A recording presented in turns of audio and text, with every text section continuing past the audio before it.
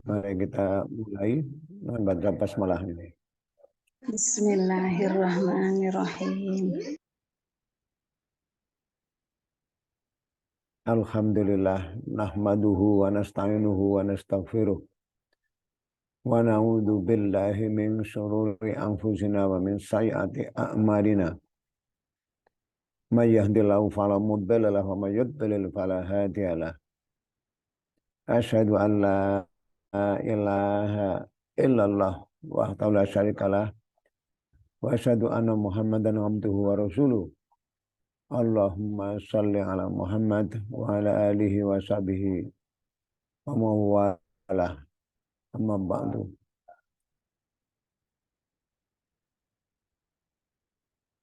Bapak Ibu rahimakumullah.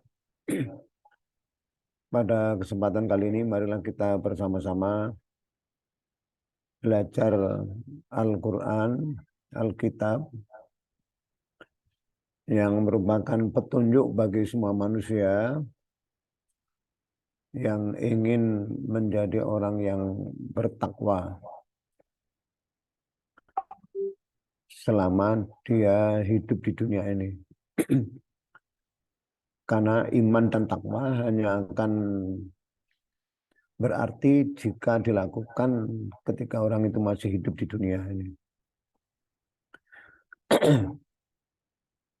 Pada pertemuan yang lalu sudah kita bicarakan tentang iman dalam Al-Quran dari sisi pengertiannya ya, baik menurut bahasa maupun menurut teks-teks Al-Quran. Pada kali ini kita lanjutkan lagi pembahasan tentang iman tersebut. Di dalam Al-Quran ada sekitar 88 ayat yang merupakan indikator beriman.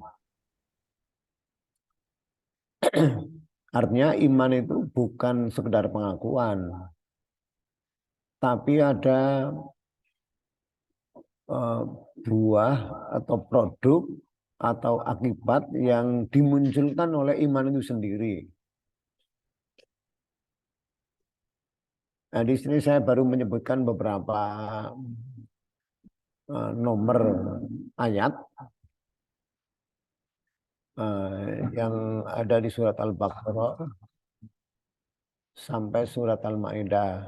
Sebenarnya ada 19 surat yang di dalamnya mengandung ayat-ayat yang merupakan indikator orang beriman. Artinya kalau kita ingin ya punya cita-cita, ingin masuk surga, kita mesti berupaya untuk menjadi orang yang beriman dan beramal saleh ini. Karena Al-Quran mengatakan seperti itu. Ya, pemberitahuan dari Allah disebutkan dalam surat Muhammad ayat 12. A'udzubillahi minasyaitonirrajim. Bismillahirrahmanirrahim. Innallaha yudkhilul ladzina amanu wa amilus solihati jannatin tajri min tahtihal anhar walladzina kafaru yatamatta'un wa ya'kulun kama ta'kulul an'am wan naru mathwal lahum.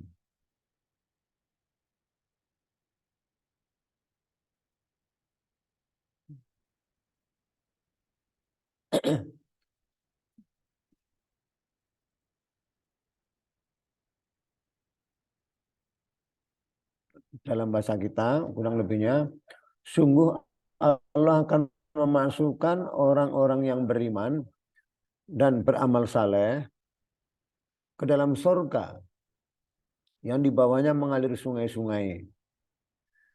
Sementara orang-orang kafir, mereka bersenang-senang dan makan bagaikan makannya binatang, dan neraka adalah tempat tinggal mereka. ini adalah satu informasi yang betul-betul disampaikan secara sepihak oleh Allah sebagai tanda kasih sayangnya kepada manusia, lalu manusia diberitahu. Lalu Allah berfirman seperti ini. Jadi ini bukan mengandung perintah langsung ya, tapi pemberitahuan saja ini. Bahwa yang akan dimasukkan dalam surga adalah yang beriman dan beramal saleh. Siapapun dia. Entah dia dari kalangan paling bawah seperti budak yang tidak punya apa-apa, ataupun kalangan paling atas, orang ningrat, raja misalnya, atau presiden ini. Asal dia beriman beramal saleh akan dimasukkan ke dalam surga ini. Oleh karena itu, ayat ini perlu dijadikan pedoman untuk menumbuhkan kesadaran individual. Ya, bahwa orang yang ingin selamat masuk surga di akhirat kelak itu adalah orang yang berupaya untuk menjadi orang yang beriman dan beramal saleh sampai akhir hayatnya. Nah, ini pemberitahuan dari Allah ini. Oleh karena itu kita perlu mengenal iman yang benar menurut Al-Quran dan juga juga amal saleh yang dibuahkan oleh iman itu sendiri. Karena iman itu memberitahukan kepada kita, kepada orang lain juga bahwa ini loh orang beriman, tingkah lakunya seperti ini. Kondisi batinnya, hatinya seperti ini, itu dijelaskan. Sehingga orang yang beriman di mana-mana ya punya produk yang sama. Sama dalam arti sama-sama baik. Tentu tingkatannya berbeda-beda. Setingkat dengan kemampuannya.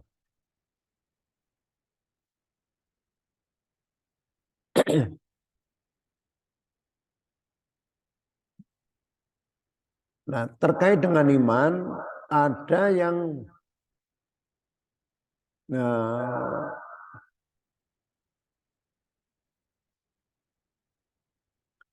perlu kita ketahui bersama antara iman dan mengaku beriman. Sebenarnya istilah mengaku beriman ini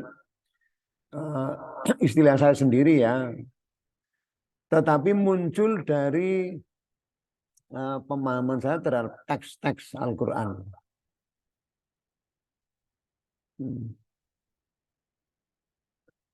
Kalian bisa mendengarkan suara saya dengan jelas? Sakit, Pak. Oke.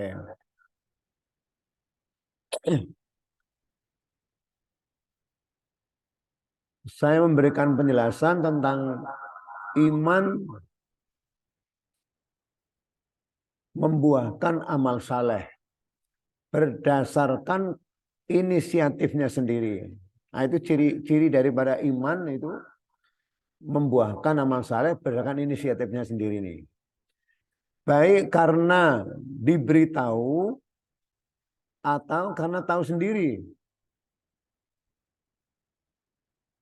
Sedangkan mengaku beriman tidak atau belum mendorong untuk beramal saleh berdasarkan inisiatifnya sendiri. Nah, tentu kita berupaya untuk menjadi orang yang beriman, bukan sekedar mengaku beriman. Coba kita pilih ayat-ayat yang menjadikan dasar untuk pembahasan kali ini.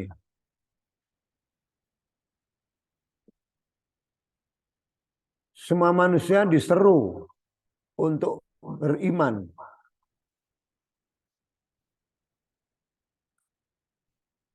Allah berfirman dalam surat Al-A'raf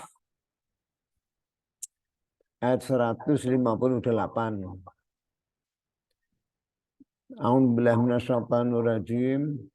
Ya ayuhan nas inni rasulullahi ilaikum jami'an alladzi lahu mulkus samawati wal ardh la ilaha illa huwa yuhyi wa yumit. Fa'aminu billahi wa rasulihin nabiyyil ummiyil ladzi yu'minu billahi wa kalimatihi wattabi'uhu la'allakum tahtadun. Katakan hai Muhammad, yakni kepada umatmu, hai manusia, sesungguhnya aku adalah utusan Allah kepadamu semua, yaitu Allah yang mempunyai kerajaan langit dan bumi. Tidak ada Tuhan yang berhak disembah selain Dia, yang menghidupkan dan mematikan. Maka berimanlah kalian kepada Allah dan Rasul-Nya, Nabi yang ummi, yang juga beriman kepada Allah dan kepada kalimat-kalimatnya, kitab-kitabnya. Dan ikutilah Dia supaya kamu mendapat petunjuk. Jadi di sini ada perintah untuk beriman, yaitu berimanlah kalian. Ini perintahnya nih.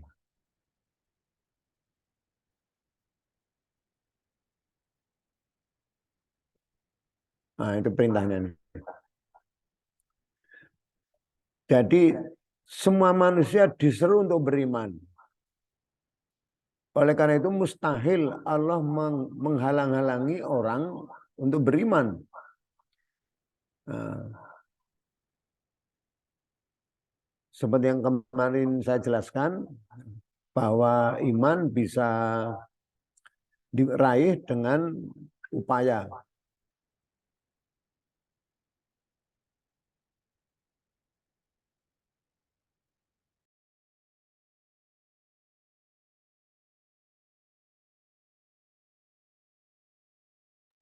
Suaranya hilang, Prof.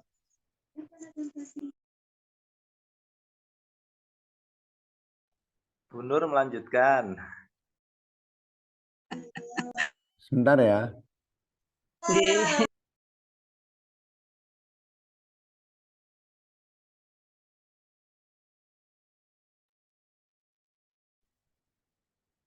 Jadi di dalam ayat ini perintahnya ditujukan kepada semua manusia. Ini, hai manusia, itu berimanlah kalian kepada Allah dan Rasul-Nya. Sehingga mustahil Allah menyuruh beriman kepada semua manusia. Kok ada manusia yang dihalang-halangi untuk beriman? Itu mustahil itu.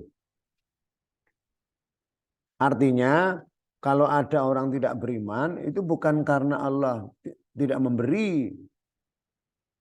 Allah memberi, tapi orang itu yang nggak mau diberi. Nah, oleh karena itu jangan salahkan Allah. Ya. Orang beriman karena dia memenuhi seruan Allah. Tentu beriman itu dengan berbagai macam upaya dan perangkatnya ya, menggunakan perangkat terutama penalarannya, sehingga dia menjadi orang yang bisa beriman. Coba kita lanjutkan berikutnya.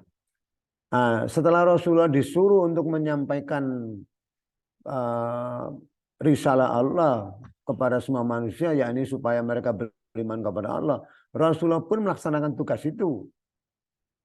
Ya, direkam oleh Allah dalam surat Ali Imran ayat 193.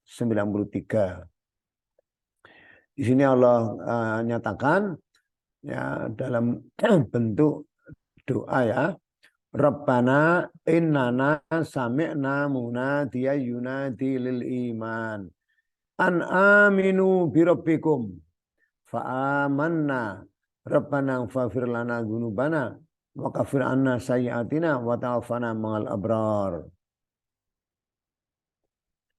Ya Tuhan kami, sungguh kami telah mendengar seorang penyeru yang menyerukan kepada iman. Isi seruannya, berimanlah kalian kepada Tuhan kalian.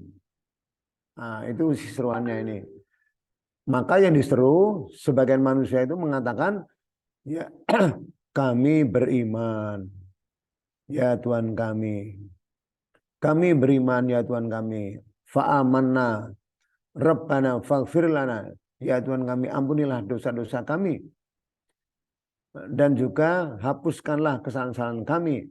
Dan matikanlah atau wafatkanlah kami bersama orang-orang yang baik. Jadi Rasulullah sebagai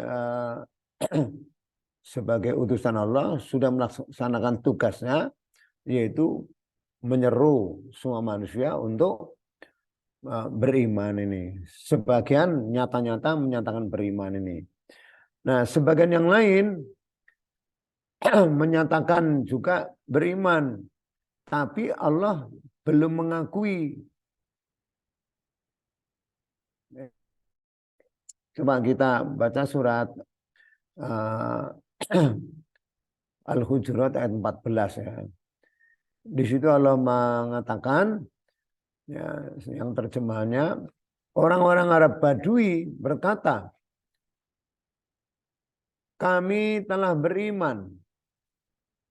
Katakanlah kepada mereka. Ini perintah Allah kepada Rasulullah untuk menyampaikan kepada mereka yang sudah mengatakan kami beriman. Apa pesan Allah ini? Kamu belum beriman. Nah, sudah mengaku beriman, dikatakan belum beriman. Nah, itu.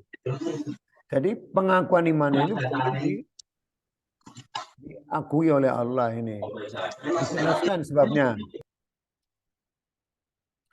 Karena iman belum masuk ke dalam hatimu. Jadi dikatakan belum beriman karena iman memang belum masuk dalam hatinya.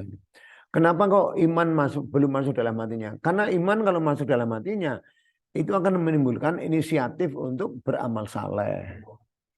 Nah, aneh orang mengaku beriman kok tidak berinisiatif untuk beramal saleh. Itu aneh bin ajaib ini. Ini yang hal yang sangat penting untuk kita ketahui ini.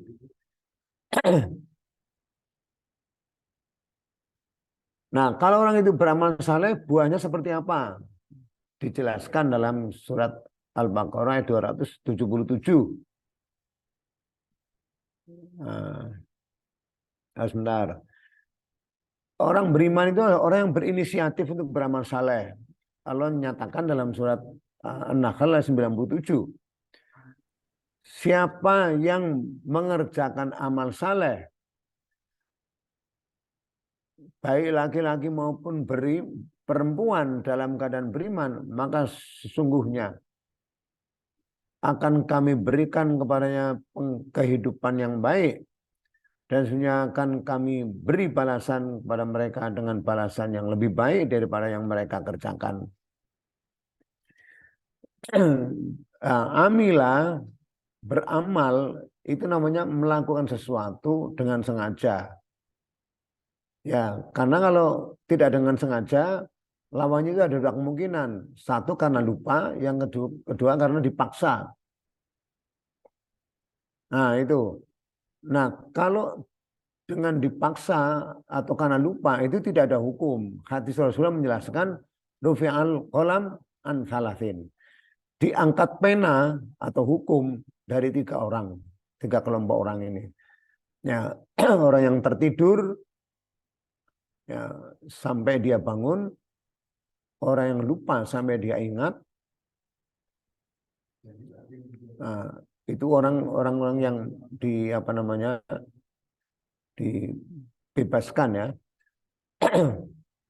Termasuk orang yang gila. Orang gila itu enggak punya kewajiban, nanti tidak dosa ini ya. Nah, oleh karena itu beramal ya, amilah yang disebutkan amilah sholihan ya, itu adalah melakukan sesuatu yang baik dengan sengaja. Karena kalau tidak dengan sengaja nggak akan terjadi perbuatan itu. Ya.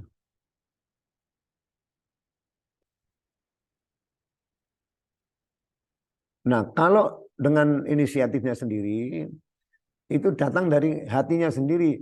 Tapi kalau dipaksa, itu kemauannya itu datang dari orang lain. Ya. Kalau orang lupa, ya tentu dia tidak melakukan sesuai dengan yang dikehendaki. Nah, kalau dia beramal saleh, ada produknya ya di dunia maupun di akhirat ini. Al-Baqarah 277 menjelaskan, sungguh orang yang beriman dan beramal saleh, contohnya misalnya menegakkan salat dan menunaikan zakat, bagi mereka pahala di situ mereka dan tiada rasa takut pada mereka dan tidak boleh mereka bersedih hati. Jadi di sini tegas sekali bahwa beriman dan beramal saleh itu menghasilkan ya, kondisi batin, yaitu tidak takut dan tidak sedih di dunia ini.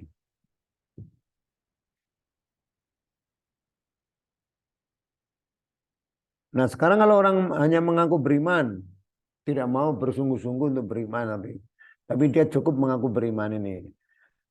Saya memperkenalkan 3 kemungkinan akibat mengaku beriman.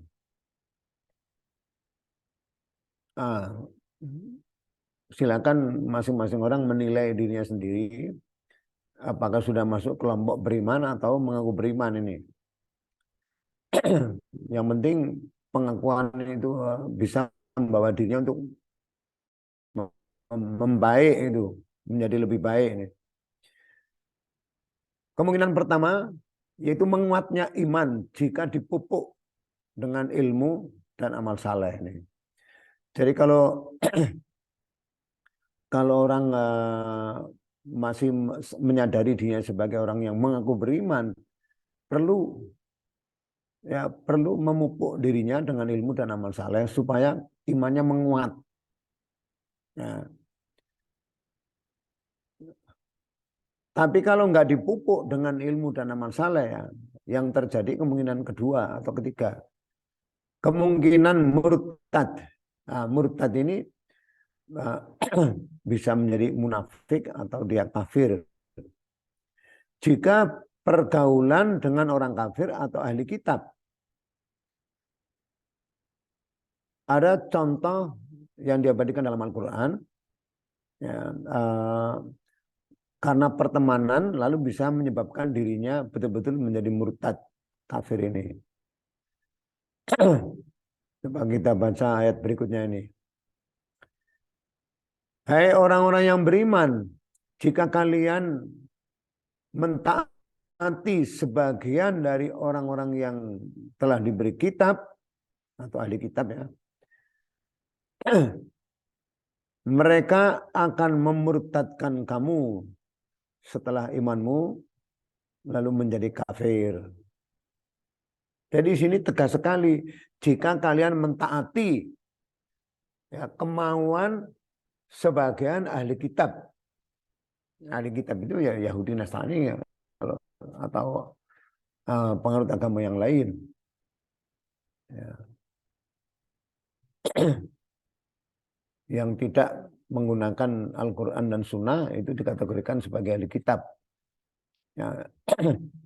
Kita perlu memahami ayat ini karena di dalam Al-Quran penjelasan seperti ini betul-betul ditujukan kepada orang-orang yang mengaku beriman.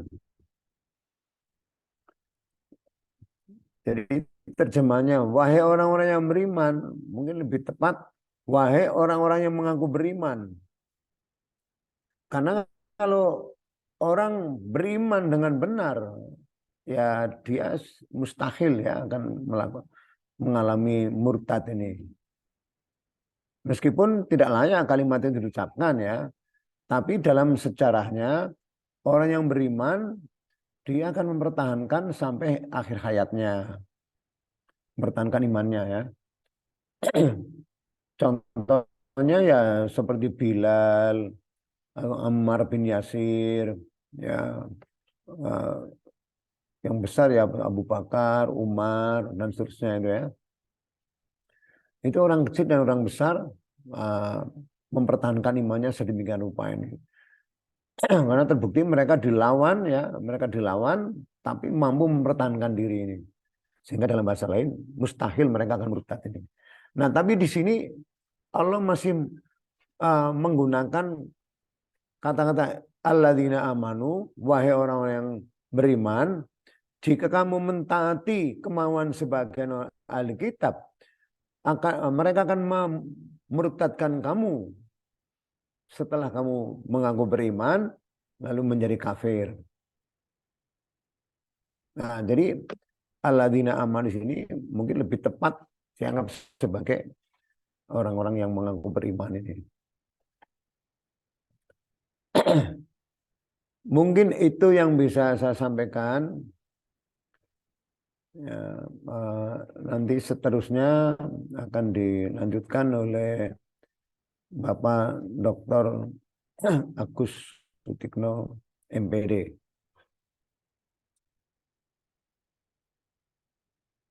Monggo Pak Agus. Oke Bapak, terima kasih atas waktu yang diberikan kepada saya.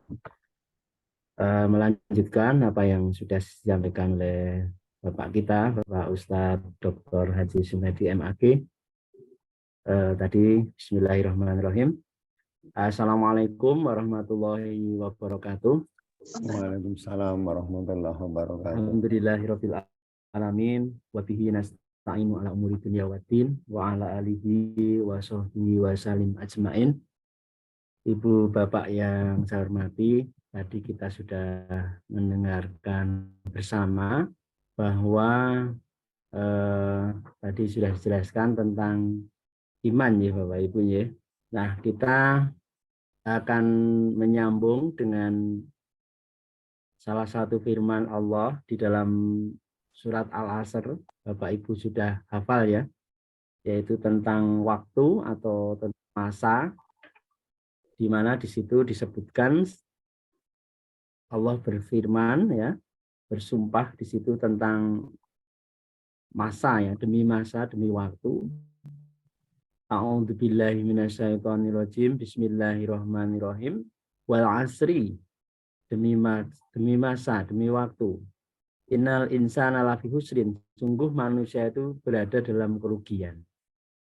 Yang menjadi pertanyaan kita semua adalah, apakah semua manusia itu dalam keadaan rugi? Tentu tidak. Di ayat yang ketiga Allah lanjutkan illalladzina amanu, kecuali orang-orang yang beriman. Itu salah satu di antara orang yang tidak dalam kategori rugi. Nah, tadi sudah dijelaskan oleh Bapak kita, Pak Ustadz Dr. Haji Sumedi, tentang orang yang beriman. Nah, ini marilah kita genggam betul keimanan kita, supaya kita itu tidak termasuk dalam kategori orang-orang yang rugi. Nah, kita berbicara dulu flashback ke belakang, yaitu tentang waktu tadi. Allah memberikan peringatan pada kita demi waktu, demi masa, supaya kita tidak bisa termasuk dalam kategori rugi. Maka kita harus bisa menggunakan waktu ini dengan sebaik-baiknya. Ibu Bapak yang dirahmati Allah, dalam sehari semalam kita itu mendapat kesempatan yang sama oleh Allah, yaitu diberi waktu sebanyak 24 jam. Namun dalam realita pelaksanaan sehari-hari itu berbeda-beda satu dengan yang lain. Ada yang bisa memanfaatkan waktu itu dengan sebaik-baiknya, ada pula yang memanfaatkan waktu itu dengan semaunya sendiri. Termasuk alhamdulillah kita syukuri, kita pagi hari ini masih bisa istiqomah, bisa menggunakan waktu kita dalam seminggu sekali paling tidak kita bisa mengkaji Al-Quran, mengkaji As-Sunnah yang bisa mengingatkan kita kembali kepada Allah. Nah, ini insya Allah kita menuju orang-orang yang bisa memanfaatkan waktu yang tidak rugi, termasuk orang yang beriman tadi. Berbicara masalah waktu, paling tidak kita bisa mengkategorikan atau mengklasifikasikan waktu itu menjadi 3. Yang pertama adalah waktu kemarin atau waktu lampau. Waktu yang sudah kita lalui bersama, Ibu Bapak. Bisa kita katakan jam 6 tadi atau setengah 7 tadi adalah waktu kita yang kemarin. waktu lampau. Waktu yang sudah kita lalui bersama. Jadi kalau kita berbicara masalah waktu lampau, waktu yang sudah kita lalui bersama, itu ada dua kemungkinan. Kemungkinan pertama, kita akan berbicara kepada orang-orang yang berbahagia. Orang-orang yang bersyukur karena bisa memanfaatkan waktu itu dengan sebaik-baiknya. Alhamdulillah, dulu ketika kecil, diajak ngaji, mau ngaji, sehingga bisa membaca dan menulis Al-Quran, bisa memahami Al-Quran. Bahagia, tapi orang yang dulu kecilnya diajak ngaji, susah. Sehingga sampai hari ini belum bisa baca Al-Quran, kecewa. Kalau orang Jawa mengatakan, getun kuning buri. Ini masalah waktu. Waktu yang sudah kita lewati. Bahkan sampai hari ini belum ada seorang ahli yang bisa menemukan alat yang bisa membawa kita kepada mengembalikan kita pada waktu lampau. Belum ada. Ya, belum ada. Mungkin kalau ada, mungkin banyak orang yang beli. Wah, aku pengen beli biar bisa kembali kepada waktu yang lalu. Sehingga bisa memperbaiki keadaan sekarang. Nah, oleh karena itu penting, betul. Ini kesempatan kita untuk istiqomah untuk mengkaji kembali apa yang menjadi tuntunan Allah dan Rasul dalam kajian An-Nahl ini. Waktu, Ibu Bapak, marilah kita gunakan dengan sebaiknya. Istiqomah. Karena waktu kemarin yang sudah kita lalui tidak akan pernah kembali. Dan itu bukan lagi milik kita, karena tidak akan kembali lagi. Bukan lagi milik kita. Nah, itu yang pertama. Yang kedua, waktu adalah waktu yang sekarang. Yang sekarang ini bersama kita. Kisaran jam 7 lebih sedikit. Nah, ini waktu kita. Inilah waktu kita yang sekarang. Yang milik kita. Yang harus kita gunakan dengan sebaik mungkin, semaksimal mungkin. Karena kalau waktu sekarang ini tidak digunakan, maka akan menjadi waktu lampau yang sudah kita lalui dengan sia-sia. Nah, maka banyak orang bijak berpesan, kalau kita mau berbuat baik, ya sekarang. Tidak usah ditunda besok. Mau membantu orang ketika kita punya sekarang, ya sekarang. Jangan sampai bilang, wah sholat itu nanti kalau rambutnya sudah putih semua, sudah beruban semua. Padahal banyak ya yang belum beruban sudah dipanggil Allah. Nah, kita memanfaatkan waktu yang sekarang. Ini sekarang ini bersama kita adalah waktu kita. Oke. Jadi jangan sampai waktu sekarang ini sia-sia kita gunakan. Oke. Itu. Jangan menunda-nunda berbuat kebaikan. Ketika kita mau berbuat baik sekarang, ya sekarang, jangan tunda besok. Karena waktu yang ada dalam sekarang ini adalah waktu kita sekarang ini adalah milik kita. Ini milik kita. Yang sekarang ini kita gunakan. Ya. Maka pernah ada seorang anak kecil itu bertanya pada bapaknya, Bapak, apakah di dunia ini ada orang yang sempurna hidupnya tidak pernah melakukan dosa sama sekali? Kata bapaknya, tidak ada, Nak. Kalau begitu, apakah ada orang yang katakanlah dalam 1 tahun itu tidak melakukan kesalahan atau berbuat dosa? Tidak, Nak. Diturunkan. Kalau setahun nggak ada, 1 bulan, Pak. Apakah ada seorang itu bisa tidak melakukan dosa, tidak melakukan kesalahan dalam 1 bulan? Jawab bapaknya, tidak ada. Turunkan lagi gridnya. Kalau 1 tahun nggak ada, 1 bulan nggak ada. Bagaimana Pak kalau dengan 1 hari saja? Kira-kira bisa nggak Bapak Ibu? 1 hari tidak melakukan kesalahan. Jawabnya masih kemungkinan terjadi ya dalam 1 hari. Turunkan lagi gridnya dalam 1 jam. 1 jam. Maka bisa jadi, kata ayahnya, iya, kalau 1 jam kemungkinan bisa jadi. Nah, oleh karena itu, mari kita gunakan 1 jam ke jam berikutnya itu sebisa mungkin untuk selalu berbuat yang baik.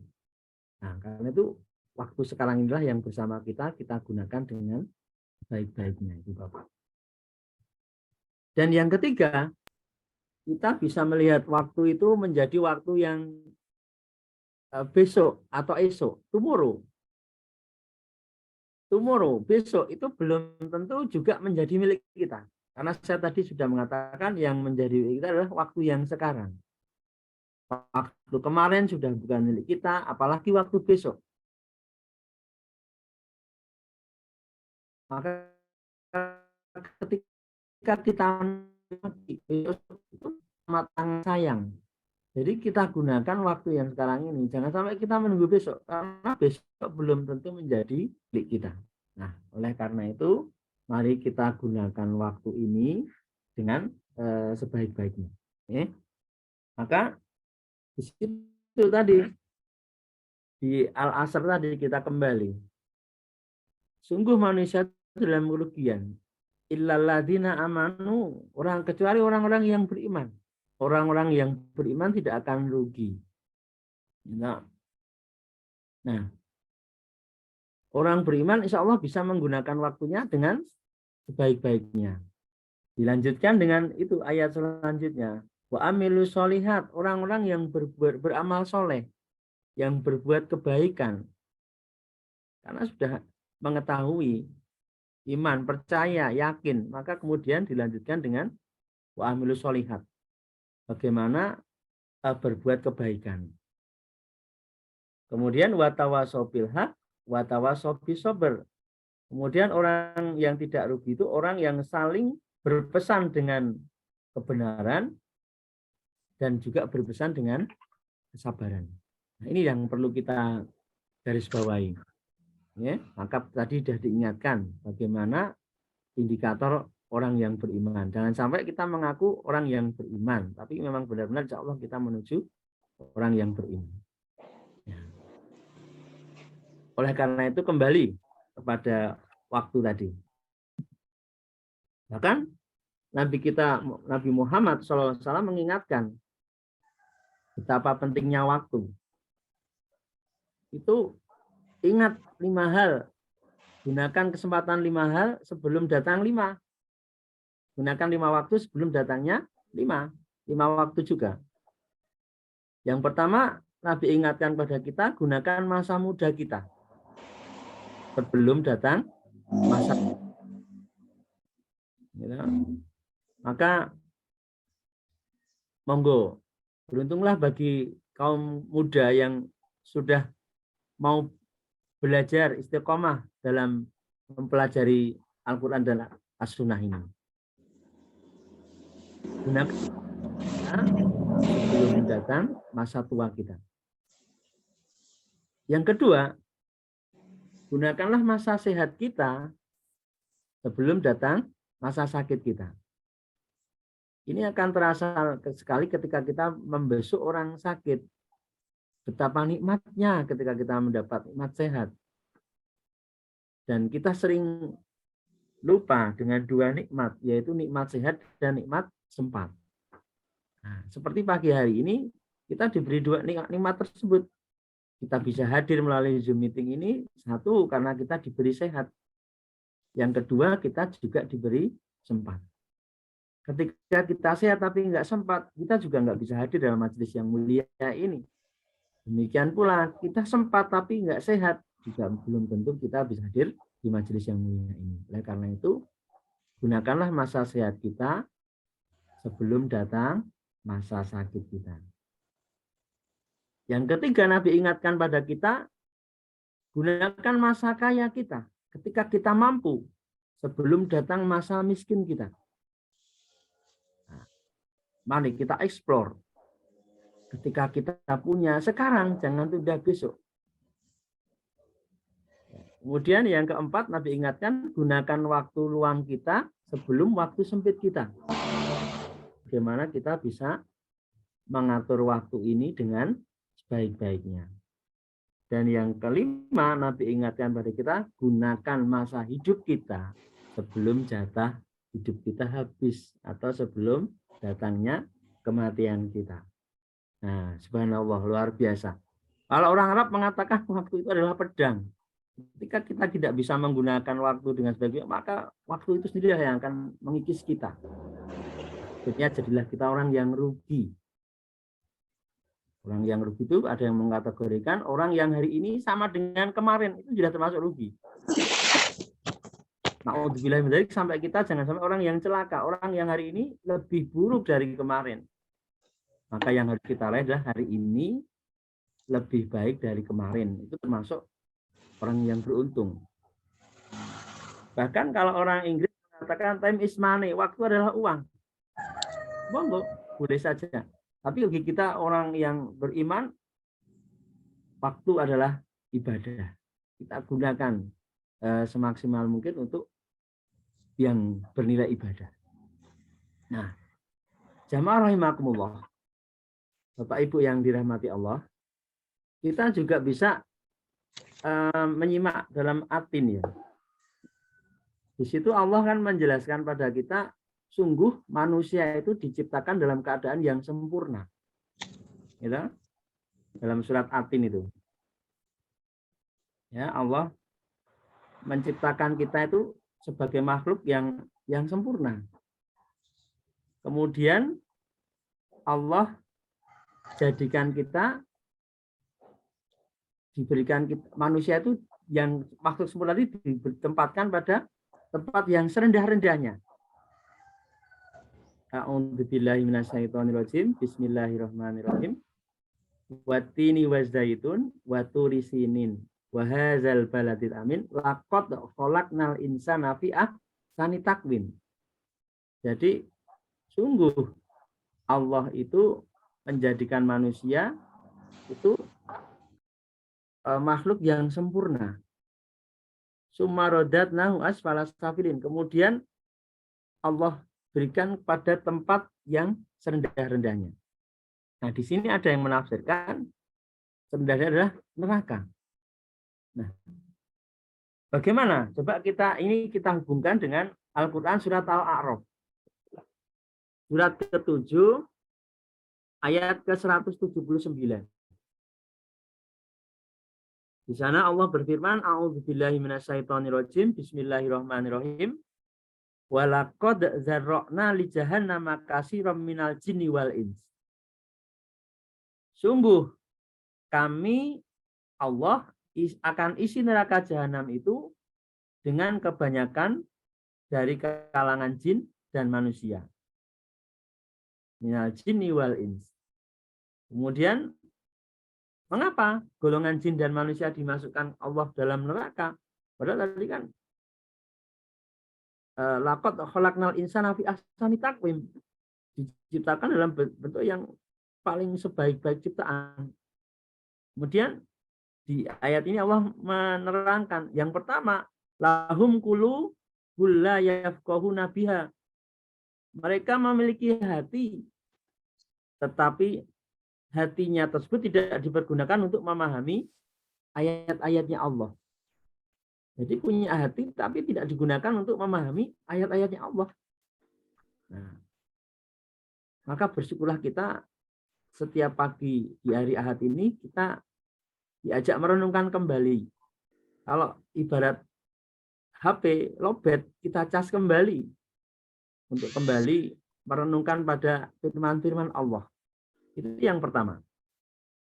Yang kedua, mengapa manusia lalu ditempatkan pada neraka? Walahum a'yunul la yubsiruna biha.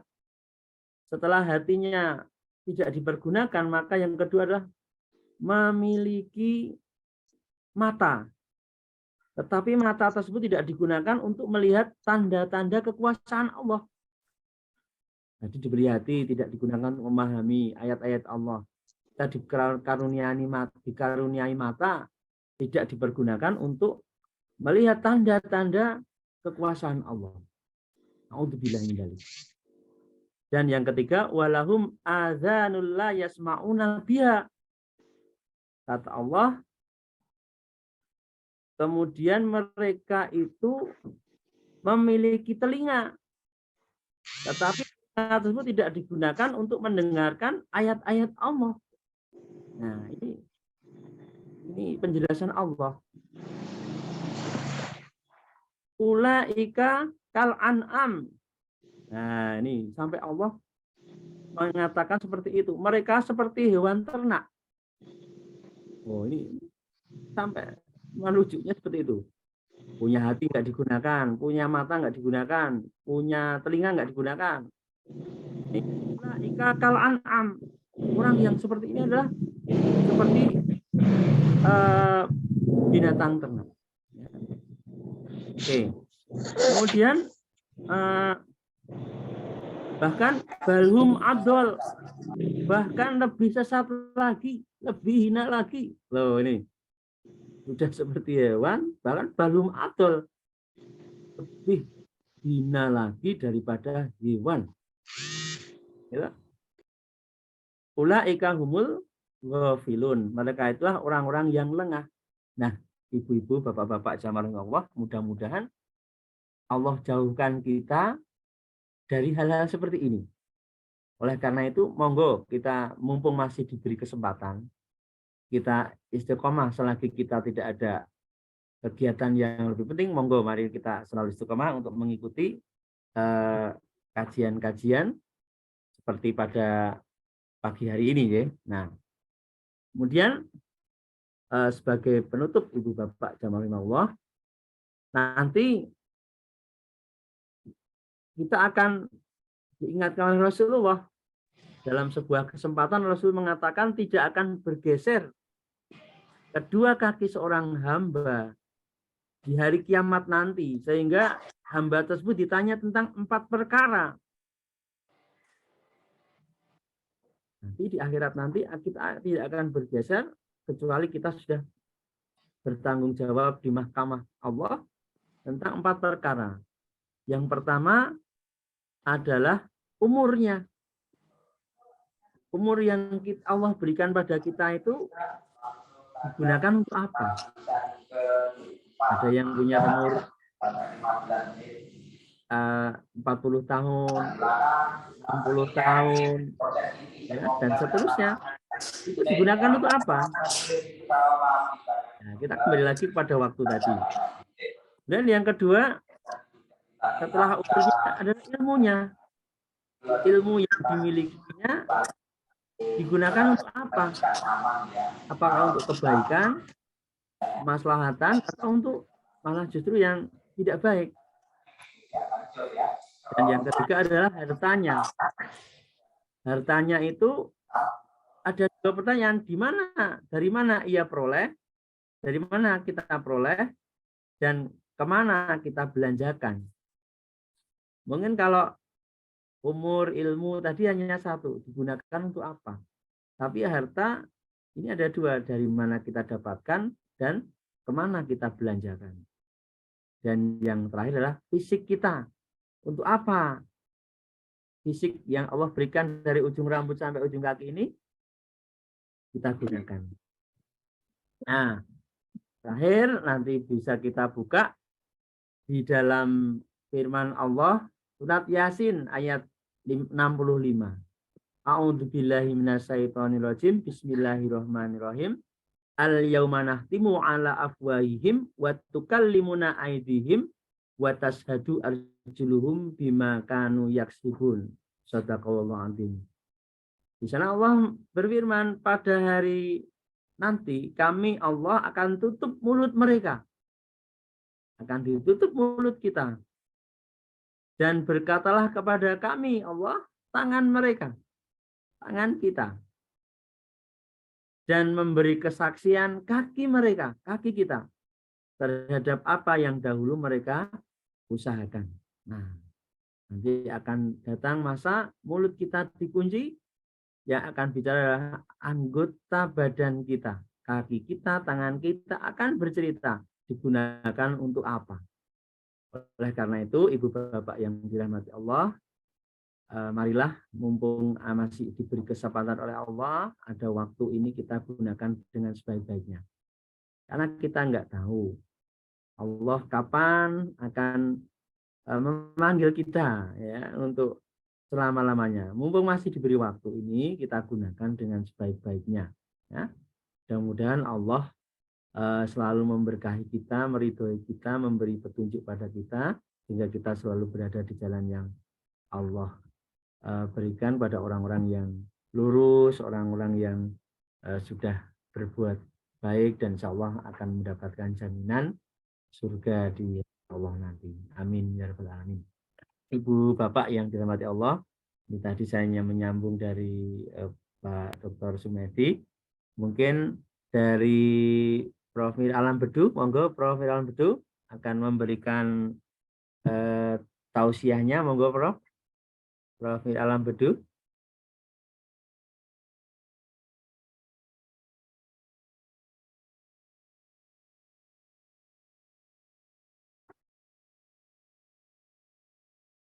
Profil Alam Bedu mungkin, monggo Prof. Ya, assalamualaikum. Salam, monggo Prof. Ini siap-siap, ini ada keluarga yang nikah sebentar. Oh, ya, ini formal banget ini. Saya pakai. Iya, makasih banyak Pak Sas Agus, Pak Kiai tadi pencerahannya pagi hari ini.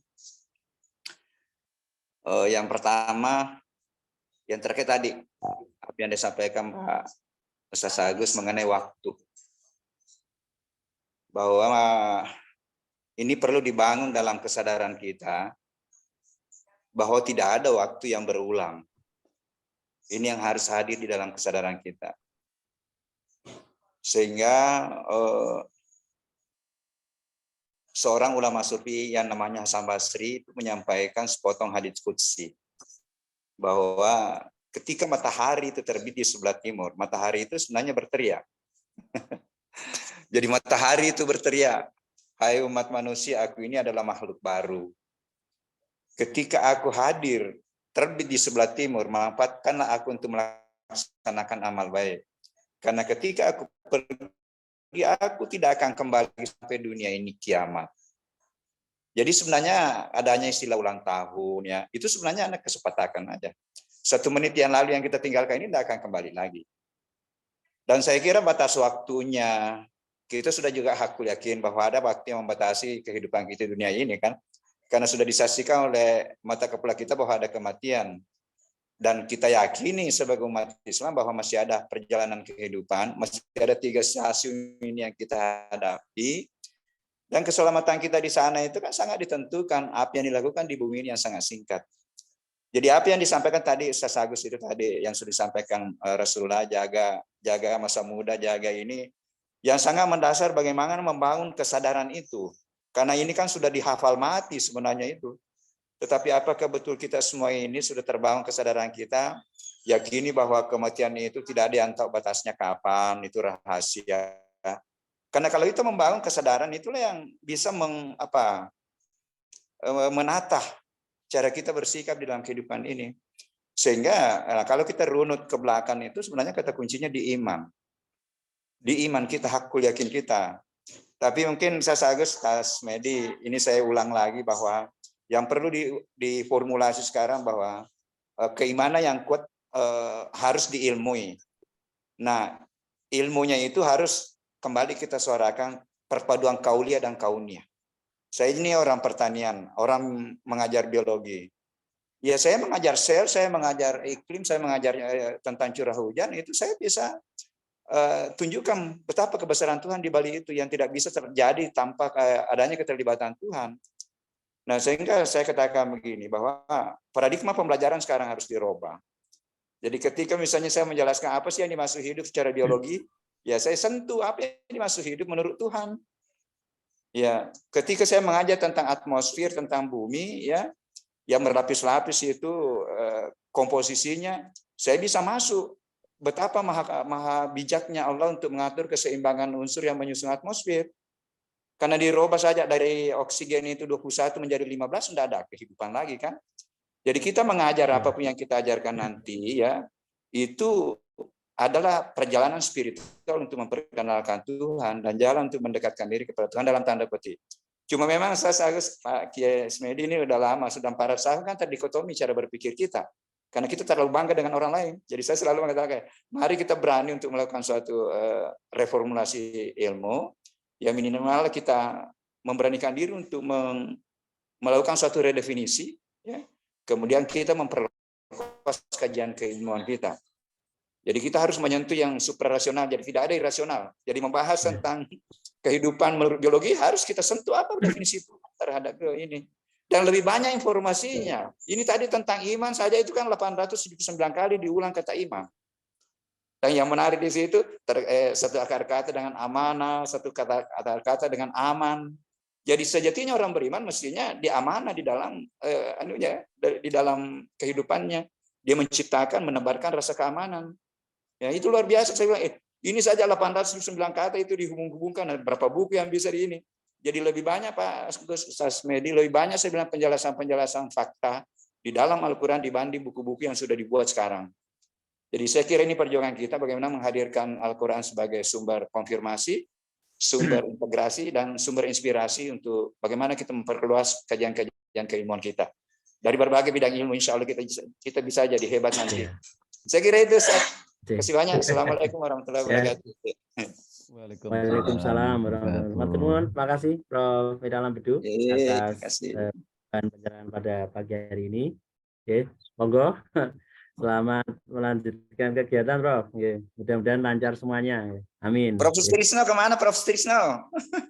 Tidak, ini nggak tahu, pergi ada acara. Oh, iya. Makasih banyak. Terima kasih, Prof. Baik, Bapak Ibu yang dirahmati Allah, mungkin ada Bapak Dr. Ustadz Sutarman. Monggo Pak Tarman. Barangkali ada tambahan Pak Tarman, monggo. Wah, ini terima kasih Ustadz Agus atas waktunya. Mohon maaf ini baru bisa bergabung tadi menyusul. Begini, mohon pencerahannya aja ini sharing ya terkait dengan budaya prokrastinasi itu ya. Karena ada sebuah istilah di psikologi itu budaya prokrastinasi. Jadi suka menunda-nunda ya.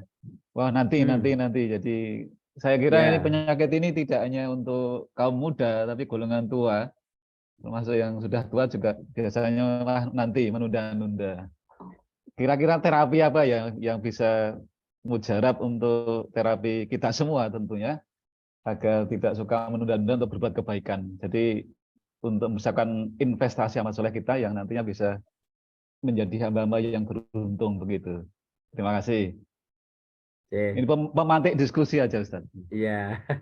Terima kasih Pak Ustadz Dr. Sutarman ya sudah memberikan pemantik ya untuk pertanyaan yang bagus bagaimana kita tidak menunda-nunda ya Pak ya. Iya. Dalam tiap kehidupan kita ya memang betul sekali Bapak Ibu ini menunda-nunda itu tidak hanya jatuh pada kaum muda saja ya, namun juga bisa menjangkiti kita semua yang sudah bisa dikatakan senior kalau nggak sepuh ya Pak. Senior kita juga menunda-nunda. Jadi yang mungkin yang pertama yang bisa saya sampaikan ya Pak, yang pertama memang kita harus mengingat tadi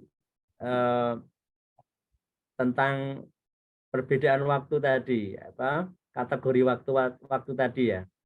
Karena waktu yang ada dengan kita itu kan waktu kita sekarang ya.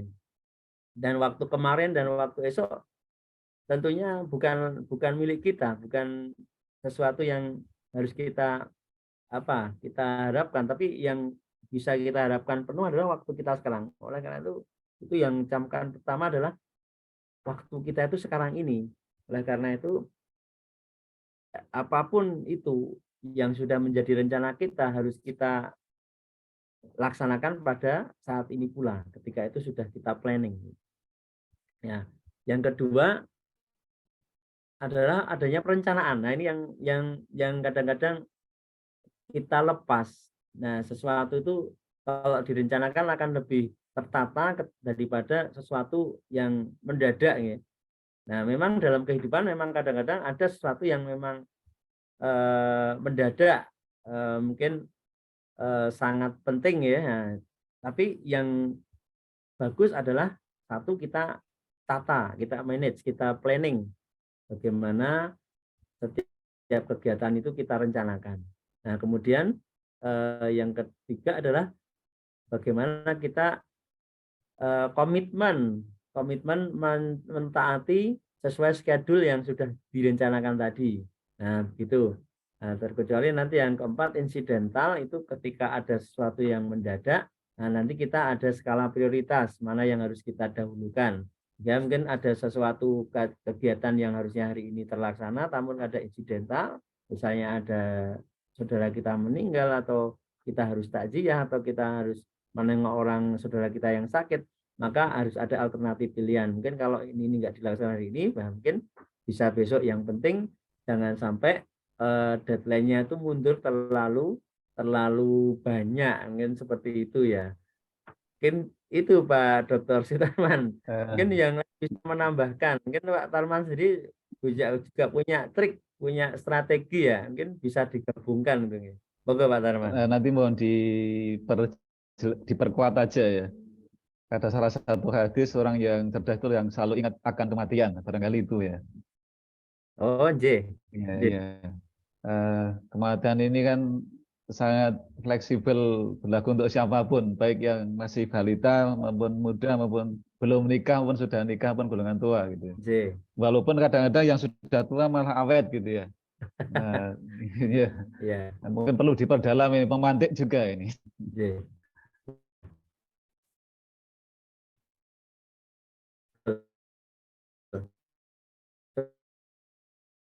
Baik. Orang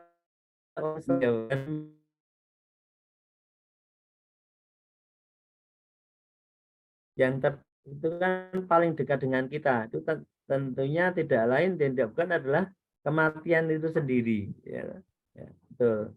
Dan rahasia kematian, betul Pak, dengan mengingat kematian tentu kita akan selalu berhati-hati ya, karena waktu kita nggak tahu ya, maka kita gunakan dengan sebaiknya, betul Pak. Itu yang paling manjur, paling paling mujarab ya Pak ya, untuk mengingat waktu ya. Insyaallah. Nah, ada rahasia kematian itu ada 3 ya Pak Tarman kalau enggak keliru. Yang pertama adalah tempatnya.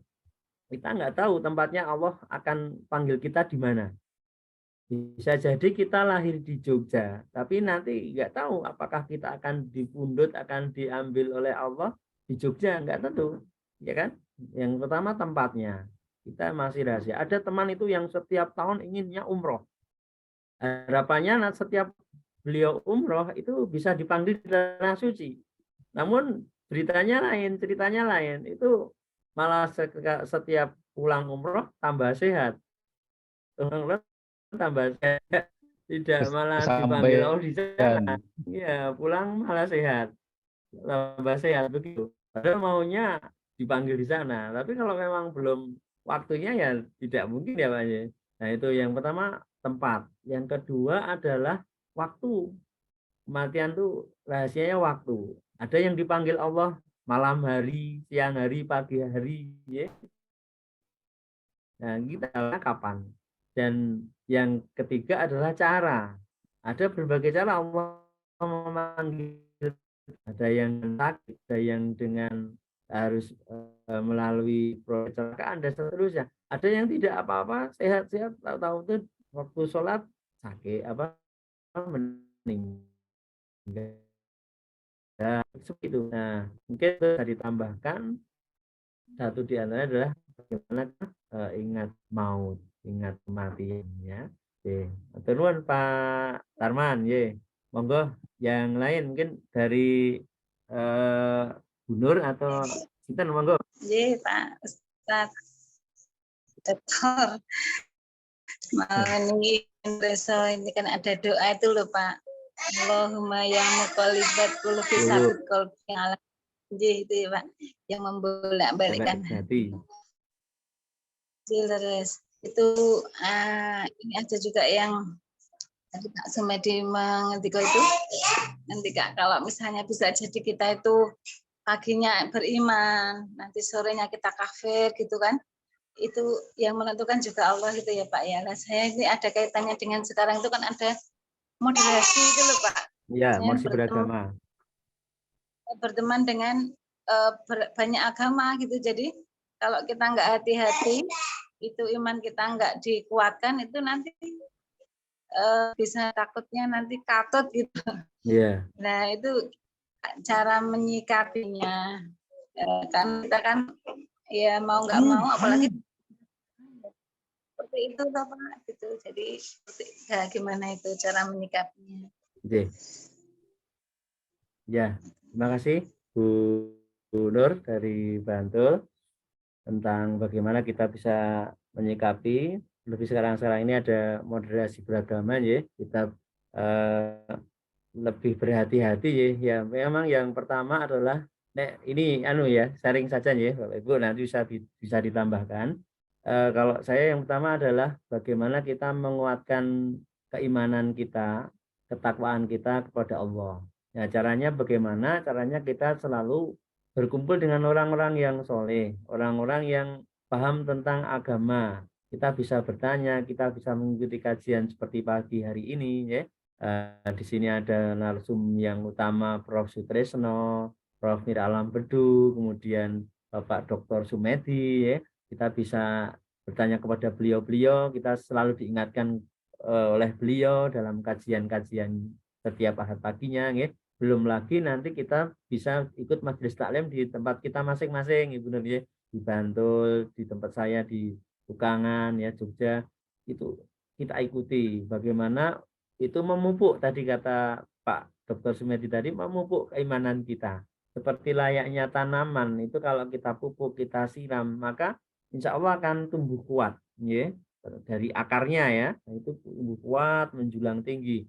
Nah itu kalau hati kita, iman kita itu bagaimana menyuburkannya ya, kita siram, kita pupuk dengan kita rajin mengikuti kajian-kajian ini. Dan jangan lupa setiap diupayakan dalam setiap hari itu kita harusnya kita dari baca Al-Quran gitu. Itu kan paling enggak kita mengingatkan kita pada Allah, mendekatkan kita pada Allah nih. Supaya kita bisa memahami maknanya ya gitu. Kadang-kadang kita itu kalau membaca Al-Quran itu harusnya kita agendakan. Nah, maka ada kegiatan one day one juice gitu ya. Itu dalam rangka menurut saya penguatan iman yang luar biasa. Ya. Kemudian kadang-kadang gini, kalau kita itu nggak baca Quran surat kabar itu satu hari aja rasanya ada yang ganjel, ada yang kurang gitu loh. Pagi-pagi udah nyari ada surat kabarnya enggak ini pagi hari ini. Rasanya kalau belum baca Quran surat kabar satu hari aja ganjel itu. Tapi kalau kita satu hari enggak membaca Quran ya, rasanya ada yang tenang-tenang saja itu loh. Itu kan kita tanyakan gitu. Nah, itu yang pertama, perkuatlah mungkin dengan menyirami iman dan takwaan kita dengan kita saling berkumpul dengan orang soleh, kita ikut kajian, kita mengaji dan seterusnya, hadir di majelis taklim. Nah, itu. Kemudian tentunya juga kita terapkan dalam kehidupan kita sehari-hari. Dalam ibadah kita, ibadah kepada Allah, kemudian ibadah sosial kita dengan masyarakat. Ya. Nah, setelah kita bisa membentengi itu, insya Allah kita bergaul dengan siapapun, kita punya pagar ya, mana yang harus bisa kita bersamai dan mana yang harus tidak kita bersamai. Artinya kemudian di situ adalah ada model toleransi ya, ada toleransi tadi. Mungkin kalau dalam bahasa agama yang lebih jelas itu lakum dinukum waliyatin. Ya kalau itu sifatnya ibadah ya untuk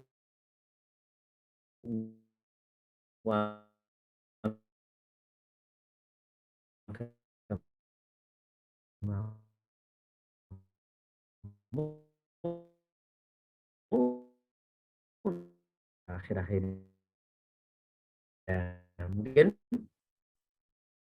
itu benar yang bisa saya sampaikan. Mungkin Pak Tarman ada tambahan Pak Tarman? Mungkin sedikit Ustaz Agus, kan ada doa yang dicontohkan oleh Nabi ya.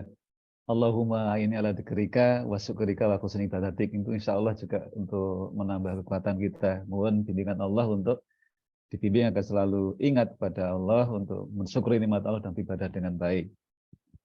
Nah, yang lazim sudah kita dengan bersama biasanya kan ada obat hati itu ya. Ada obat itu kan 5 perkara. Perkara anjir. Ya, ini bisa dikaji, sebenarnya bisa menjadi penelitian ya. Tapi sesungguhnya maknanya bagus. Pertama, tadarus Quran dan dipahami artinya. Maknanya. Heeh. Kemudian yang kedua, salat malam dilakukan. Kemudian yang ketiga, berkumpul dengan orang-orang yang soleh, orang-orang berilmu. Soleh, Yang keempat, berpuasa dilakukan. Dan yang kelima, ingat. Jadi zikir malam diperpanjang yang lama. Artinya kan juga berhubungan dengan, intinya itu kata kuncinya adalah zikir, selalu ingat pada Allah. Gitu.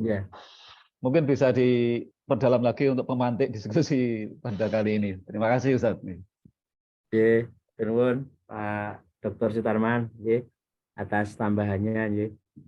Mungkin gitu ya Bunur, mungkin Bunur juga punya, sebenarnya juga punya strategi sendiri, Bunur, dan punya cara juga ini saya kira. Moga Bunur responnya. Yang lainnya mawon, Prof. Oke. Ya, matur nuwun. Ibu Bapak yang saya hormati, mungkin masih ada yang perlu disampaikan pada kesempatan pagi hari ini. Masih kami beri kesempatan. Ini Pak Sumedi tindak sehingga kontraknya sampai jam 8 ini, kontrak dari jam 8 gitu. Iya. Ini sudah jam itu Pak Tarman ini. Lebih masih ada 13 menit ya? Monggo, masih ada 13 menit, barangkali ada yang mau di-sharingkan. Ini ada Pak Dr. Sutarman, Prof. Mirala masih ikut sama kita, monggo Boleh sedikit. barangkali. Oh iya, monggo Prof. Boleh sedikit. Silakan, Prof. Ya, tadi apa yang disampaikan Bu Nur ya. Saya kira jawabannya itu tadi yang disampaikan, bahwa yang menentukan itu adalah bagaimana kekuatan keimanan kita ya. Yakin bahwa kalau betul-betul keimanan kita hadir dengan keilmuan ya, kita tidak akan terpengaruh Bu Nur ya. Tinggal nanti bagaimana menyikapi saudara-saudara kita, itu kan juga sudah diatur dengan rambu-rambu batas toleransi itu ya, bagaimana ya. Jadi yakin bahwa ketika kita betul hakul yakin dengan Islam ya, tidak akan kita terpengaruh, karena disorot kemanapun disorot dari kitab sucinya, kita yang paling hebat kok. Disorot dari rasulnya juga insya Allah. Nah, ya, tetapi saudara kita di luar itu juga, rasul itu juga ditunjuk oleh Tuhan, kitab sucinya juga diberikan oleh Tuhan. Persoalannya kitab sucinya itu sudah ada perubahan, itu lain. Tetapi kita yakini juga bahwa Al-Quran itu menyempurnakan sebelumnya. Jadi insya Allah kalau kita hakul yakin dengan Quran, hakul yakin dengan Islam, itu tidak akan terpengaruh. Nah, kemudian yang kedua tadi, Ustaz Agus, yang terkait dengan siapa sih sebenarnya yang mengisi surga, ya? Siapa yang mengisi neraka? Itu tadi sudah disampaikan, itu merupakan informasi Tuhan mengenai pertanggungjawaban 3 tool yang diberikan oleh Allah kepada kita, yang diberikan setelah ditiupkan ruh, ya, sam'a wal basara wal fuada kullu, ya. Menarik tadi ayat disampaikan itu bahwa kita bisa bawa pada paradigma pembelajaran bahwa yang paham sebenarnya adalah qalbu. Karena Al-Quran mengatakan ya, yang masuk, yang bisa bersikap di bawah binatang itu yang memiliki kalbu tetapi tidak digunakan untuk memahami ya, memahami ayat-ayat Allah. Mempunyai telinga tidak digunakan untuk mendengar ya, mempunyai mata tidak digunakan untuk meneliti, untuk mengkaji ya. Nah, di sinilah melihat nanti bisa kita masuk pada ranah melihat secara ilmiah ya, digabungkan dengan melihat secara faktual indra, dan yang paling tinggi insya Allah melihat secara spiritual ilahiyah. Jadi kalau 3 yang digunakan itu untuk bagaimana menyaksikan ayat-ayat atau mengamati ayat-ayat baik yang tercipta maupun yang tertulis, insya Allah sekali lagi bahwa itulah yang akan memperkuat keimanan kita. Ayat yang disampaikan tadi itu sudah banyak yang kita saksikan kan? Belum ada kapan binatang yang membunuh anaknya, jarang, tetapi sudah ada manusia yang membunuh anaknya, sudah ada anak yang membunuh orang tua. Ya, kenapa? Karena 3 tool yang diberikan tadi tidak dimanfaatkan untuk belajar, untuk memperkokoh keimanan. Saya kira itu untuk terima kasih banyak. Assalamualaikum warahmatullahi wabarakatuh. Salam warahmatullahi wabarakatuh. Matur nuwun. Makasih Prof. Alhamdulillah atas tambahannya.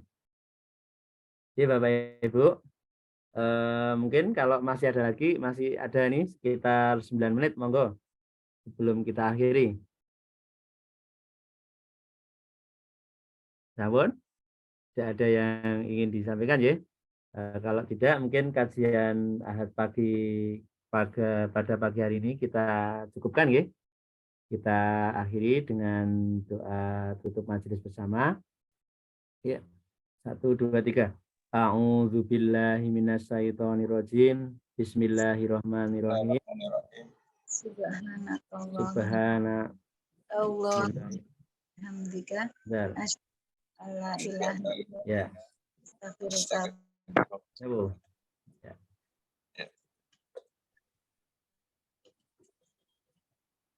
Ya, Bapak Ibu, ya kita akhiri ya jam Ya, hmm, kasih banyak. ya, kita akhiri. Doa kita ulang ya, jauh. Bismillahirrahmanirrahim. Subhanakallahumma asyhadu an la ilaha illa anta astaghfiruka wa atubu ilaik. Alhamdulillahirabbil alamin.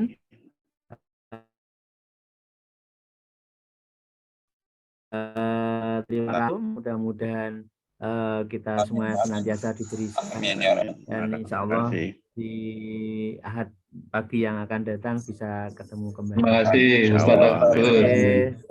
Sami Pak Pur, monggo kita. Assalamualaikum warahmatullahi Waalaikumsalam warahmatullahi wabarakatuh. Terima kasih semuanya. Ustaz Agus dan semuanya. Kami Prof. Pak Tarman, Alam Beduk, sehat selalu semuanya. Nur, Ya, Mas Tuti, Saleh ya. Assalamualaikum. Assalamualaikum warahmatullahi wabarakatuh.